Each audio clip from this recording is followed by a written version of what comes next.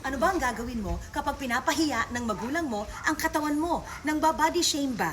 Number one, hindi naman lahat ng mga magulang ganito. Pero maaring pinagdaanan kasi nila ito. So kung ano man ang sinasabi nila sa iyo, ay mismong insecurity nila. Ang iba kasi hindi naman lahat ang hilig magpa-apekto sa sinasabi ng ibang tao. Pressure ba sa mga kaibigan? Masabihan lang ng mataba ay mamasamain na. So naging masyadong conscious. Ngayon, na ikaw na ang anak, walang pakundangan na sasabihin, anak pangit, anak ang taba mo, anak mag-diet ka. Hindi ba sila careful? So sana intindihin nyo rin kung saan sila nanggagaling. Pero mali, hindi tama yon ha. Kaya yung pangalawa, kailangan masabi mo, ma-communicate mo, ma-express mo sa nanay mo, sa tatay mo, na nasasaktan ka, na baka naman pwedeng hindi ka papahiyain ng ganun-ganun lang dahil nahihirapan ka na nga. Tapos nanay mo pa mismo ang magpapahiya sa'yo, samantalang nanay mo dapat ang tumutulong sa'yo kung talagang nagkikare ang nanay mo na maging mas healthy ka. Diba? Dapat naman ganon.